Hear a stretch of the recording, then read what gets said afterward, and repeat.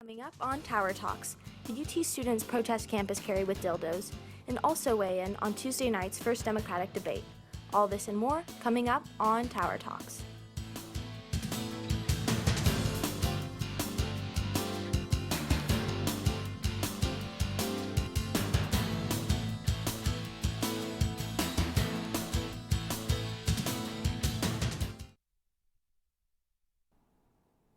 Good evening and welcome to Tower Talks. I'm your host, Cassi Pollock, and in studio with me, I have Madison Yandell with College Republicans and Joeseph Trahan with University Democrats. Welcome to the show.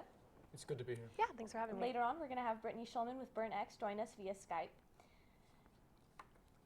Since Kevin McCarthy's resignation from the Speaker of the U.S. House election, speculation is rising as to who will run for the position. Paul Ryan has been at the forefront of conversation, but no word yet if he'll end up running for Speaker. On Monday, U.S. Representative from Bryan, Texas, Bill Flores, said he would take a jab at the House Speaker run if Ryan ended up not running.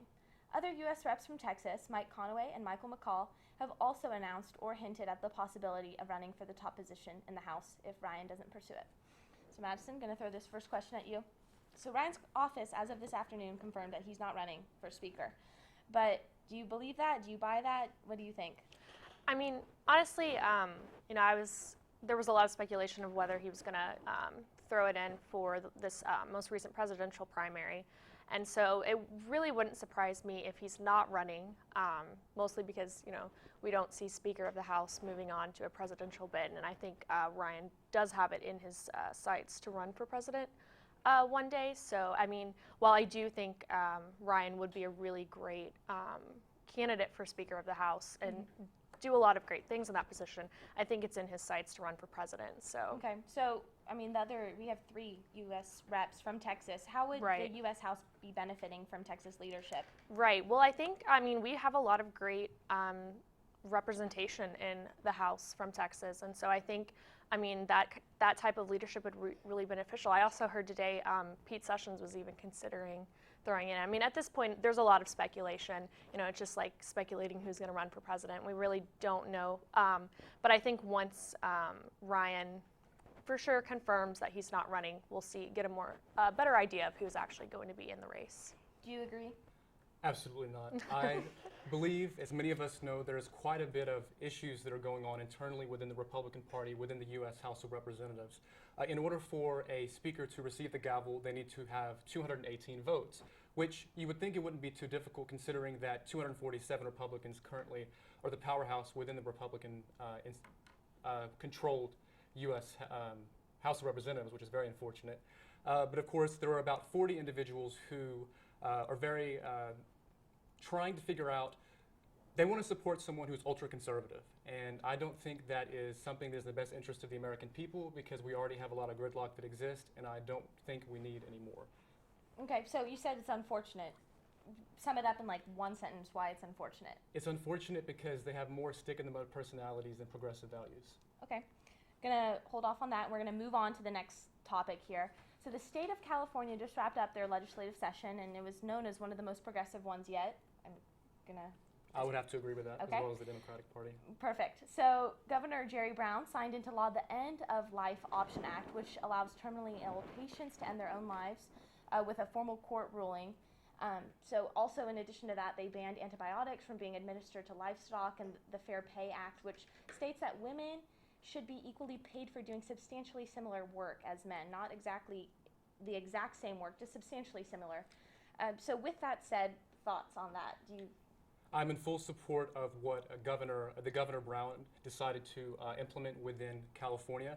I believe that individuals, the choice should be left up to individuals who are suffering from a terminal illness, whether or not they would like to end their life through medical assistance, which is now legal in California. I'm also in support of equal pay for equal work for women, because in the 21st century... But it's not equal work, is what it's saying. It's substantially similar work. It doesn't have to necessarily be equal work. Well, it moves us closer in the direction of equal pay for equal work, and I think that is a major stepping stone in California. Okay, so California is the 5th state to have this assisted suicide bill, is what it's deemed as. And pro-lifers are saying, hey, they're going to be convinced that, they're going to be talked into, oh, you should just end your life. That's absolutely false. In fact, within the legislation, the patient can choose to go on with the medically assisted suicide. However, just because it is approved does not mean they can't back out if they or their family decide that it's not in their best interest, but it should be left up totally to the individual. Right. I think, I mean, this really is a complex issue, and there really is kind of, not necessarily a divide, but there is a lot of, I guess, debate on whether this is really a life-supporting bill. Personally, I do think it's a compassionate option for, terminally ill patients. A lot of, and while they do refer to it as assisted suicide, I don't think it's quite. I think that's more of a dramatic, symbolic naming of the process rather than, I think the Right to Life bill kind of frames it in a way that's a little more compassionate and true to what the actual purpose of this Okay, is. want your answers really quick. Do you think that this is something that would ever pass in Texas? Yes, no? Not under the current administration. I agree. Okay, perfect. Moving on to next subject point. After allegations surfaced that the car company Volkswagen used software in order to get around emission limits, officials in Harris and Fort Bend counties here in Texas were quick to file lawsuits against the company. On Monday, Texas Attorney General Ken Paxton asked lawyers from both counties to halt their lawsuits against the company, citing the need for a comprehensive lawsuit that represents all of Texas. So basically, Paxton sends letters to both attorneys. He's like, hey, look, there's a communication error going on. Do you think Paxton did the right thing by halting those lawsuits? Do you think Texas as a whole is going to be benefiting more? Oh, I'll take that. Honestly, I think this the attorneys within those counties should have been brought to the table before Paxton made that decision.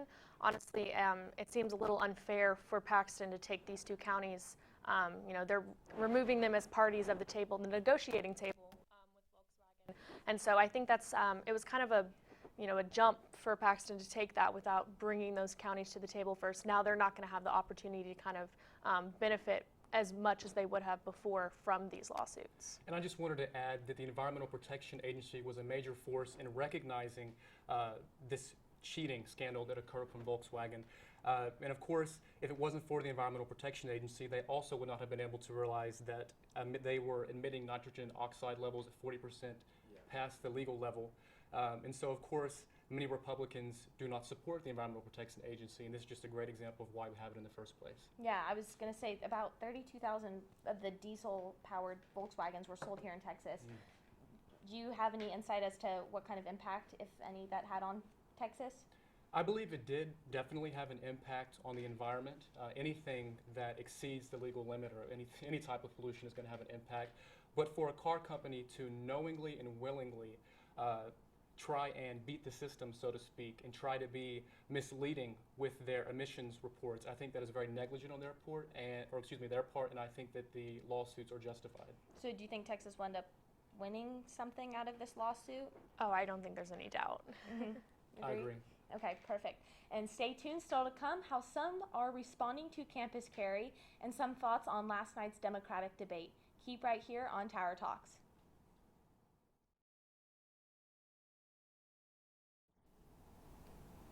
After public forums and protests on campus carry took place here at UT, former student Jessica Jin responded by starting the trend, Cocks Not Glocks. Brittany, can you fill us in on what's been going on?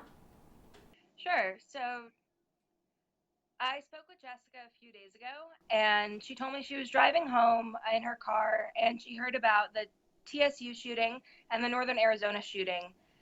And to her, it was just so absurd, the lack of gun control in all these school shootings. And one thing led to another, and she started thinking, wow, these people that are doing these shootings, these people in support of campus carry, they're such dildos. And then after talking to some of her friends, she decided, this could be something after realizing that it's illegal or against UT policy to have dildos on campus, but guns will be allowed on campus starting next fall. So it started out as an inside joke, now has thousands of people supporting it and just as many people opposing it. Okay, so that was going to be my next question is how exactly are students here on the UT campus reacting? You have tons of people liking the Facebook page, starting the trend on Twitter. What else are we seeing? Are professors getting involved?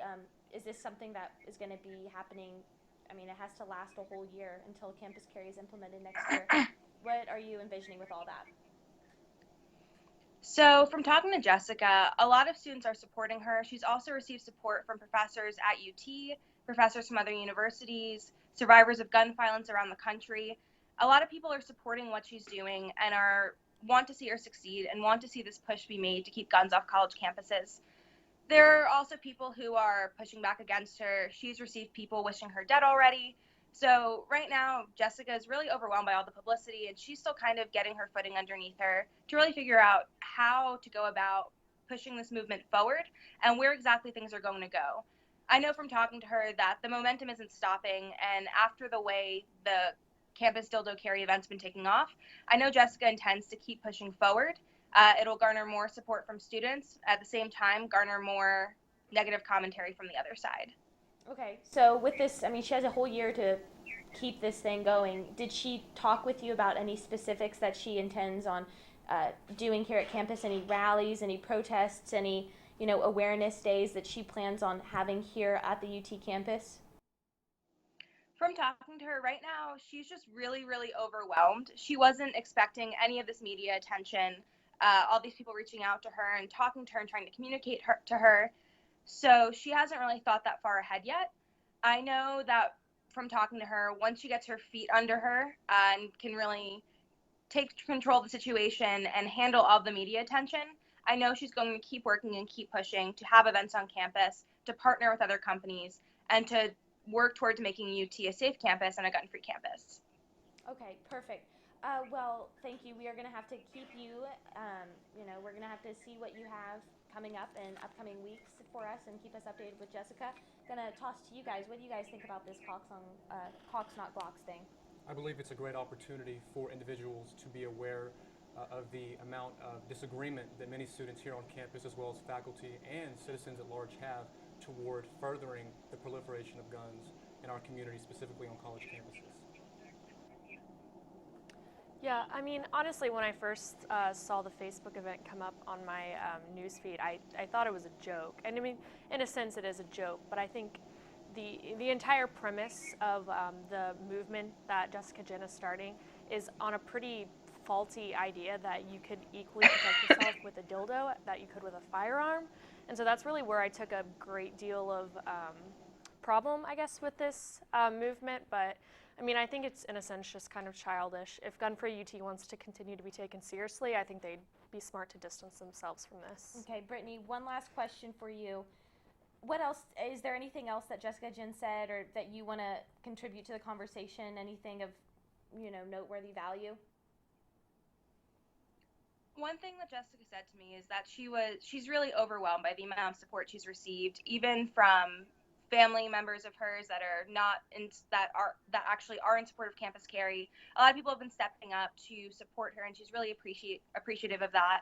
And she really wants to see Cocks Not Glocks really foster a greater conversation on college campuses, maybe even spread to other college campuses in Texas, but to truly foster discussion about the issue of guns on campus. Perfect. Well, thank you so much, Brittany, for joining us via Skype. And now when we come back, we're going to be discussing last night's first Democratic debate for the 2016 presidential election. Stay tuned for more Tower Talks.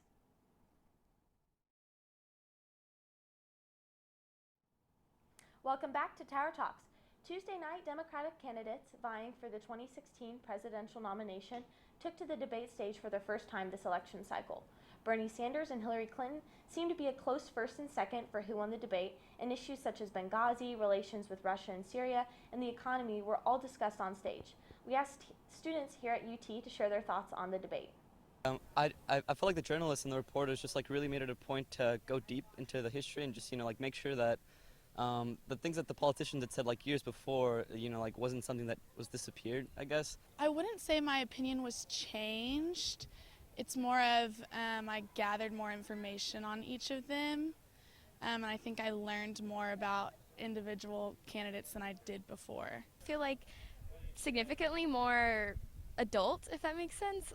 Everybody was very polite and everything. They had intelligent things to say. I think the debate really exposed a lot of weaknesses in Bernie's plan. Up until this point, he hasn't really had a lot of harsh criticism. He's had mostly positive press.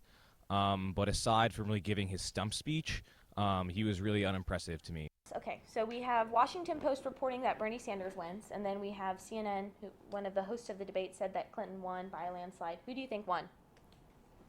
Me personally, I believe that both Hillary and Bernie won in different arenas. I think Hillary won with more practical viewpoints of how to get things done within the current course of politics, whereas Bernie was successful in being very passionate and really trying to bring support to his ideals and in educating people on what a democratic socialist is.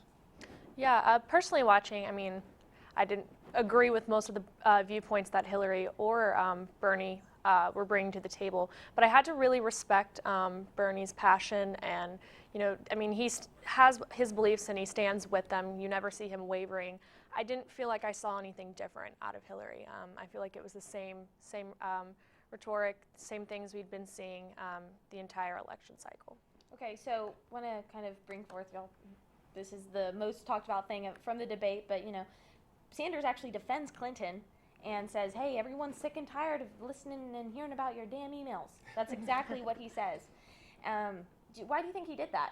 Just to defend her? Do you think he wanted some more spotlight? I mean, what do you think was the logic behind him defending her like that? I think there were a number of reasons for why he decided to step in and really steal the show at that point in time, because most Americans are not concerned with emails. They're concerned with how they're going to put food on the table, how they are going to provide insurance for them and their families, and progress from the middle class and then on up.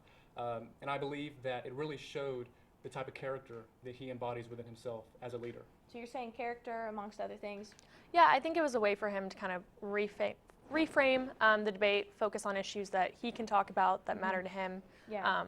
Yeah. So, okay, so some things were executed well during the debate, and then we didn't hear a lot about abortion, Planned Parenthood, birth control. Thoughts on why that wasn't a big thing? I believe it wasn't a big thing is because we have experienced in this country a lot of misinformation that has occurred from the right in terms of Planned Parenthood. There's a huge misconception that a large amount of funding within the budget of the fiscal year is directed towards Planned Parenthood. However, the majority of funding that comes from the United States federal government is from Medicaid reimbursements that are paid to Planned Parenthood for services provided.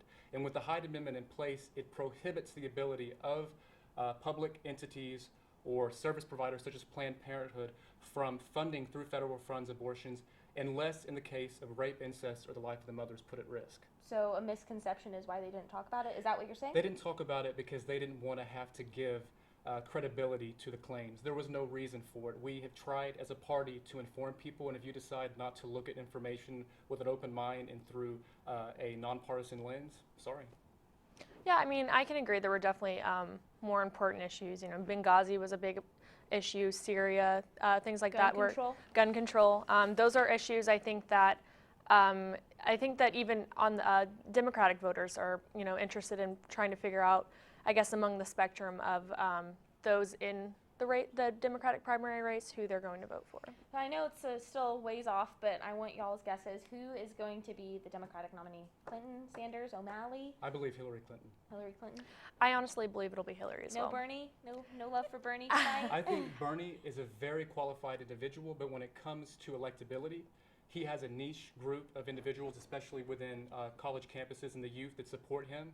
A friend of mine that supports Bernie Sanders, he told me that he's polling at about 25% on a national level, but that is not enough to try and entice independents and sometimes some conservatives that may lean toward the Democratic Party after all of the circus that's gone on with the past two Republican presidential debates. Okay, so y'all say Hillary, but she's about to go forth in this committee on Benghazi and testify, and then in addition, the email scandal was briefly talked about on the debate, but it's still a thing.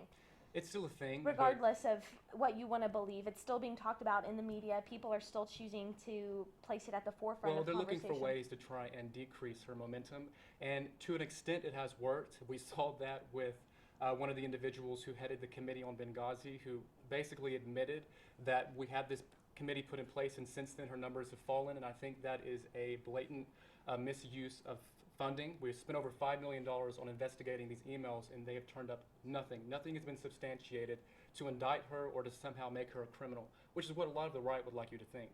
Okay. Your thoughts on the email thing?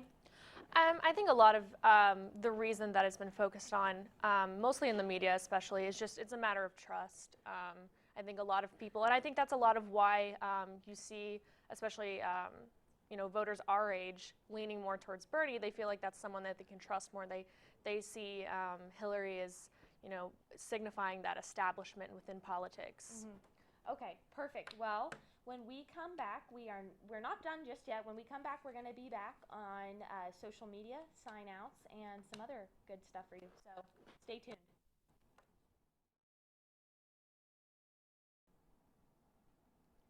Welcome back. So before the Houston Astros and Kansas City Royals game on Monday night, supposedly Governor Greg Abbott tweeted out a congratulations to the losing team in the 7th inning in an account claiming to be an official news source for the office of Texas Governor Greg Abbott. And they tweeted, "Congrats to the Astros on advancing to the ALCS. Hoping for an all-Texas #ALCS. Looking at you, Rangers."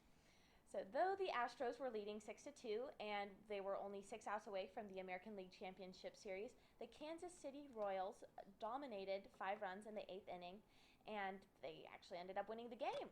So the account later deletes the tweet, and on a separate account, Governor Greg Abbott claims to be his personal Twitter. He says that he was not the real Greg Abbott. What do you guys think of the tweet? I think it's quite entertaining. I mean, there's not really much to it. It's just one of those uh-oh moments, and I don't put it against him. Social media at its finest. Yeah, I think somebody probably got their social media privileges taken away. Well, thank you so much to our guests, Madison, Joseph, and Brittany, who joined us earlier with Skype, for coming into the studio. And thank you, everybody, for tuning in.